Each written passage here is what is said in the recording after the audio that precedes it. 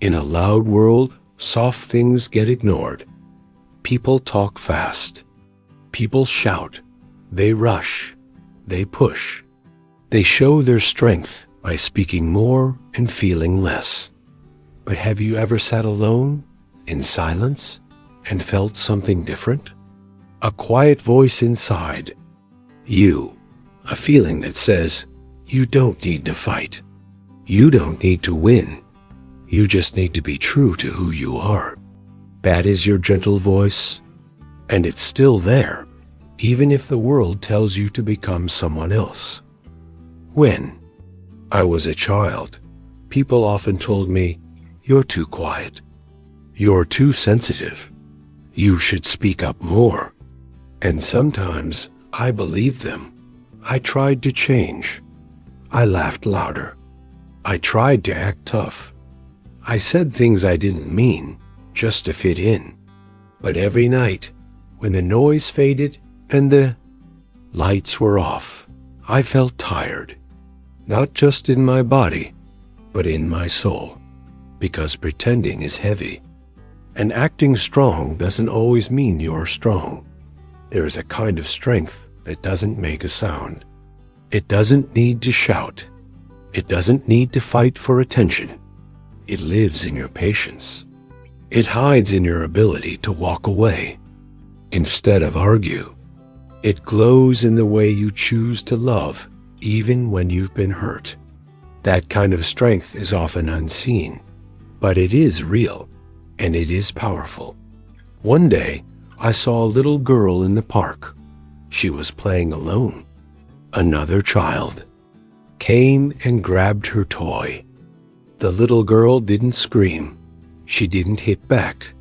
She looked at the child, smiled gently, and said, "It's okay. We can both play." And just like that, the other child stopped. He gave the toy back. No one told the girl she was strong. But in that moment, I knew. She was. We live in a world that celebrates noise.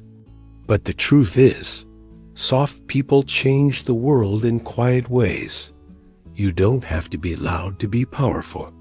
You don't have to be hard to survive. You don't have to fight to prove your worth. You just have to stay close to that gentle voice inside. The one that still believes in kindness. The one that forgives. The one that feels deeply, even when it hurts. So today, let's remember this. Your softness is not your weakness. It is your soul's quiet power. The world may not see it, but it needs it more than ever. Part 2. The day she didn't fight back. It was a cold Tuesday morning. Rain tapped softly on the window. Everything felt gray, except for her. She walked into the cafe, wearing a quiet smile and a soft blue scarf. She ordered tea. Not coffee. Not something loud, just tea. She always chose simple things. A man stood behind her in line. He was angry. Maybe at the world, maybe at someone else. But that day, he chose her. "You people are always so slow," he shouted. She didn't turn. She didn't answer back. She simply took her tea, nodded once, and walked to her seat. The man kept talking, loud and sharp. People looked. Some rolled their eyes. But she sat by the window, sipped her tea, and stared at the rain. Later, I asked her, "Why didn't you say anything? You could have stood up for yourself." She smiled softly. "Sometimes silence is the strongest answer," she said. "But he was rude to you." "Yes," she nodded. "But I don't need to become him to feel strong." That stayed with me. The world often teaches us that strength looks like fighting.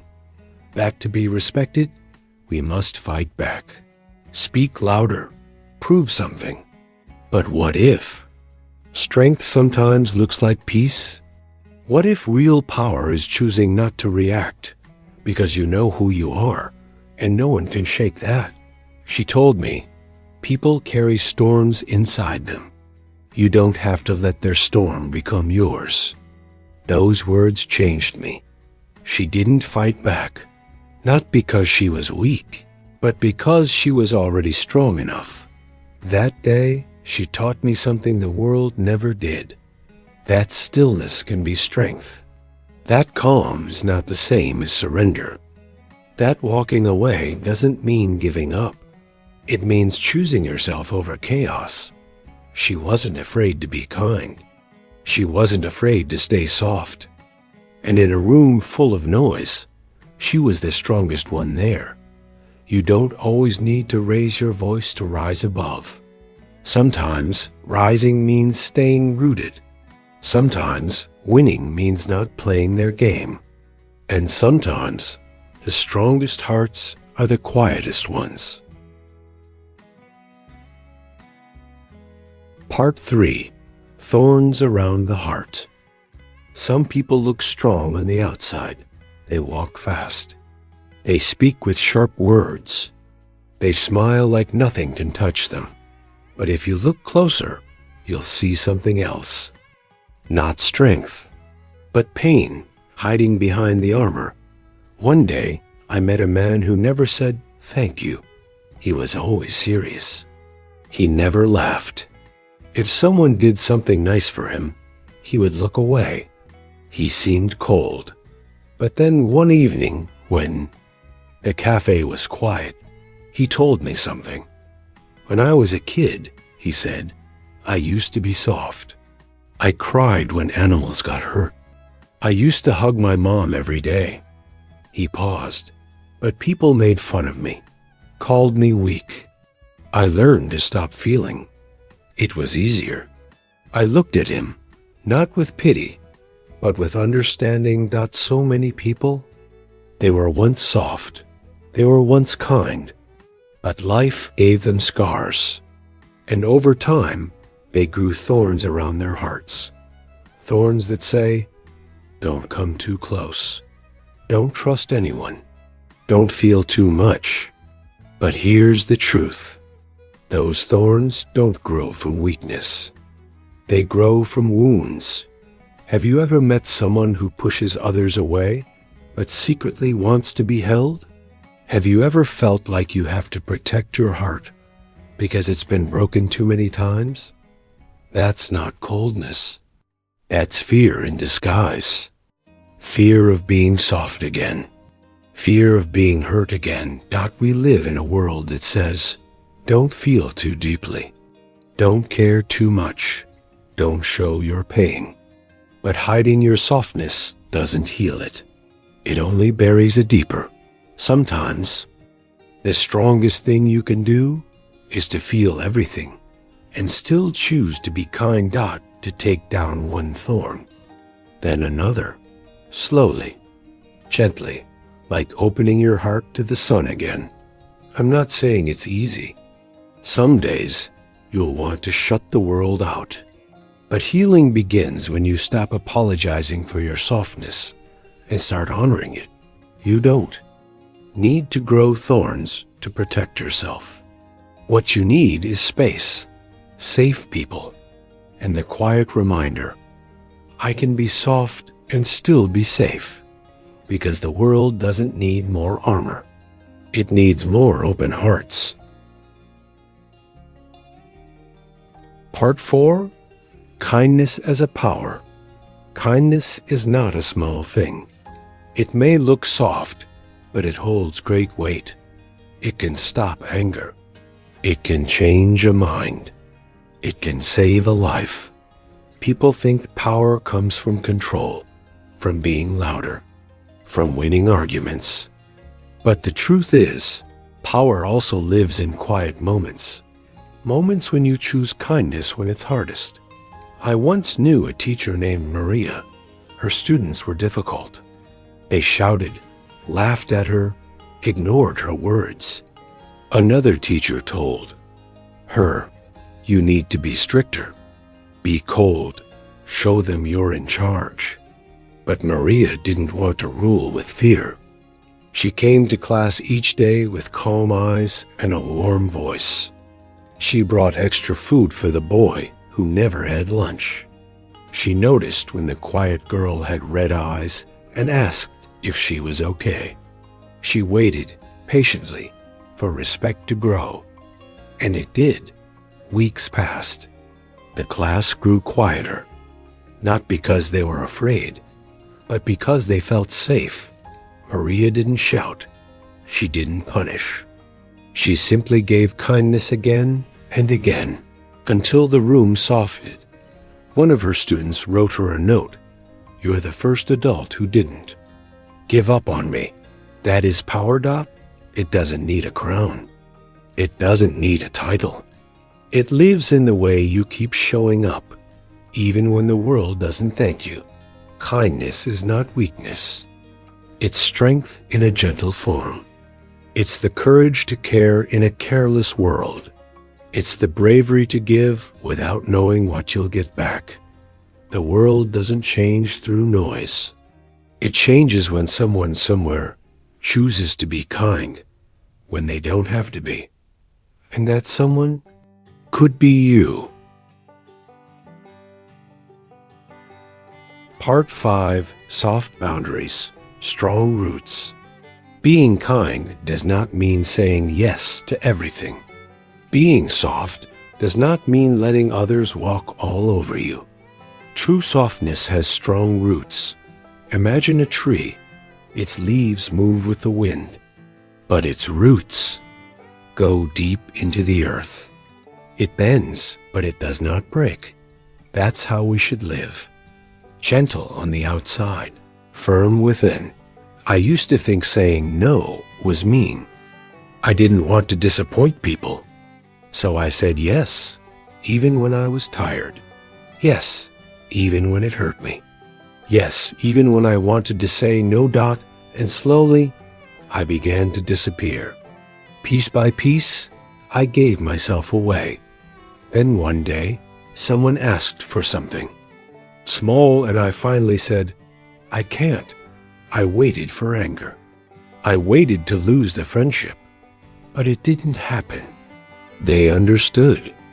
And more than that, I felt proud, not because I said no, but because I chose myself. Boundaries are not walls. They are doors you can open and close. They are lines that protect your peace. And setting them is not unkind. It is healthy. It is loving. It is wise. You can say, "I love you, but I need time. I care about you, but this doesn't feel right. I want to help, but I must rest." These are not cold words. They are soft strength. They are kindness to yourself. If you always pour into others, but never refill your own cup, one day you will run dry. So build your roots. Let them grow deep. And don't be afraid to say, "This is what I need to feel safe."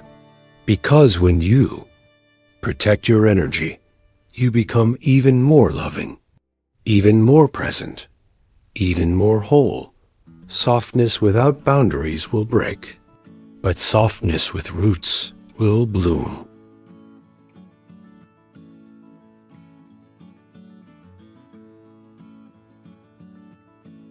Part 6. Boys can cry, too. He was 6 years old when it happened. He fell on the playground. His knee was bleeding. Tears filled his eyes. But before he could cry, someone said, "Don't cry. Be a man." So he wiped his face. He held the pain inside. And he began to learn that softness was something to hide. Years passed. He stopped crying, not just when he was hurt, but when he was sad, when he was scared, when he was alone. Every feeling had a lock, and he threw away the key. The world has told boys for too long, be tough, don't feel too much, don't show weakness. But crying is not weakness, it is release. It is truth. It is a heart speaking when words fail. And when you teach boys to hold everything in, you teach them to carry heavy things alone. I once spoke to a man in his 40s. He said, "I haven't cried in 20 years. I asked, "Do you want to?" He said, "Every day." Then he looked away, afraid of his own softness. We need to change the story. We need to tell our sons, our brothers, our friends, it's okay to feel. It's okay to cry. It's okay to need a hug. Because feelings don't make you less of a man. They make you human. The strongest men I've known have cried during movies, have said, "I'm scared," have apologized when they were wrong, have held others and let themselves be held. Softness belongs to everyone, not just to women, not just to children, but to all of us. We heal when we feel. We grow when we stop pretending, and we connect, not through honor, but through honesty.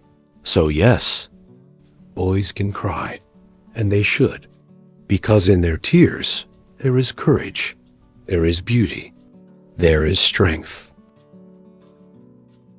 Part 7. Choosing kindness in the storm. Life isn't always fair. People won't always be kind. There will be days when someone yells at you for no reason, when someone blames you for something you didn't do, when someone forgets the good you gave. And in those moments, you'll feel it rise, the fire, the urge to fight back, to say something sharp, to protect yourself with anger. But you don't have to go that way. There's another path, a harder one, but a braver one. Kindness. Remember a woman at the grocery store.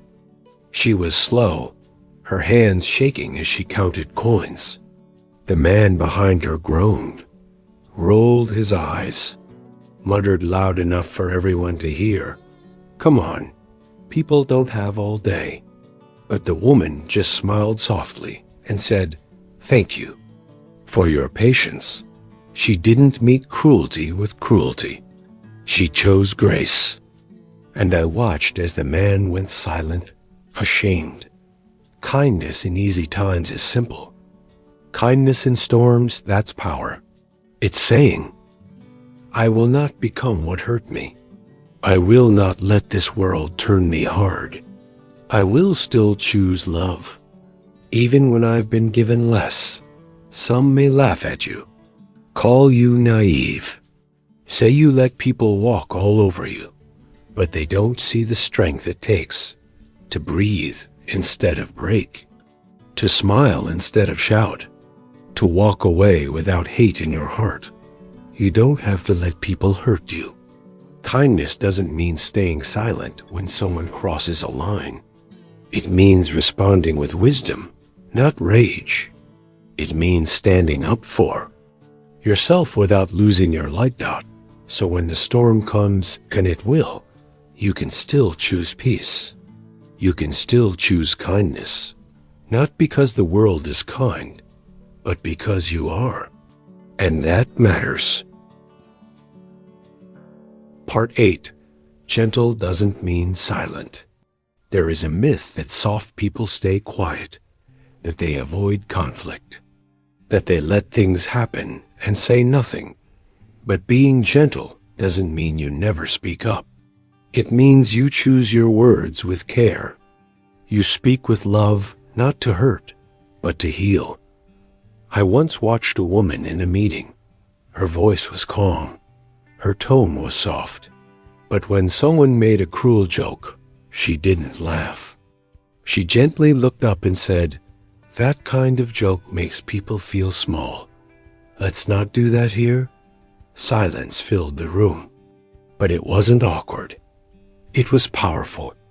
She didn't raise her voice. She didn't shame anyone. She just told the truth. With kindness, your softness is not the opposite of courage. You can be gentle and still say, "This is not okay. I don't agree with that. I believe in something better." The world needs people who speak from the heart, not to win, but to wake others up. Gentle doesn't mean passive. It means mindful. It means not letting anger take the wheel. It means staying connected to what matters most. When you speak from your calm, people listen in a different way. They may not agree, but they feel something shift because your truth doesn't have to be loud to be heard. It just has to be real. So the next time someone says, "You're too quiet," or "You need to be tougher," remember this: you can be gentle and still take up space. You can be soft and still stand tall. You can be quiet and still be heard. Part 9. The Quiet Fighters. They don't make headlines. They don't speak on stages. They don't shout their names across the room. But they change lives quietly. They are the quiet fighters. The nurse who stays after her shift to hold a hand that no one else will hold. The teacher who brings extra snacks for the kids, who never say they're hungry, but always eat every crumb. The friend who checks in even when they're tired. The stranger who smiles at someone having a hard day. They don't ask for praise. They don't need applause. They just keep showing up with patience, with presence, with patience, with presence, with heart. In a world that celebrates noise, we forget how much power lives in the silent acts, the small kindnesses, the gentle yes, the quiet "I'm here." These people fight without fists. They fight with hope, with kindness, with love that doesn't need to be noticed to be real. I met a man who fixed old bikes and gave them away to children who had none. He never posted about it, never told anyone. When I asked why he did it, he said, "Because I remember what it felt like to have nothing." That is what strength looks like. You don't need a spotlight to matter. You don't need to lead a movement to make change. You don't need to be loud to be a leader. You just need to be willing to care, to act, to love, even when no one is watching. The quiet fighters keep this world together. With every soft word, every steady hand, every act of silent courage, they remind us gentleness is not stillness. It's motion without noise, and it moves the world. Part 10. Living soft in a hard world. Some people will tell you to be harder, to toughen up, to care less, to feel less. Because the world is rough, and softness, they say, will only get you hurt. But here you are, still soft, still open, still kind, and that is not weakness. That is a quiet kind of bravery. To live soft in a hard world is not to ignore the pain. It is to face it without letting it change who you are. It is to feel deeply, even when others shut down. It is to offer a hand, even after yours has been slapped away. It is to stay gentle, even after life has tried to make you cold. You will be misunderstood.